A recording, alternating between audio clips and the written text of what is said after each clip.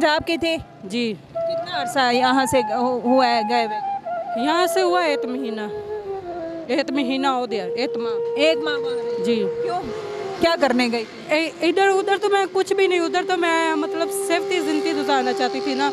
अब जो मेरे मतलब मैंने 1 1 1.5 महीना मैंने हीरा मंडी में लगाया है ना, मेरा 3 लाख इधर फंसा हुआ है ना। हीरा मंडी में? जी 3। क्या करती थी? जी सरफरोशी। अच्छा, 3 लाख लोग काम कर लेते थे, पैसे नहीं देते? पैसे देते थे, मैंने आंटी के पास जमा कराए थे ना। अच्छा, तो फिर वो किस लिए, किसके पास जमा कराए थे? आंटी आंटी के लिए। आंटी के लिए? नहीं आंटी तो आंटी को जमा कराए? जी कौन है वो आंटी? माई तीता। माइटी का? जी। वो तो हीरा मंडी की बड़ी वो, ओ हाँ ना, तो मैं उससे बात कर रही हूँ। उसके पास है आपके 3 लाख? जी अच्छा, फिर पैसे नहीं देते? नहीं देते। उसके पास तो बेतहाशा लड़कियां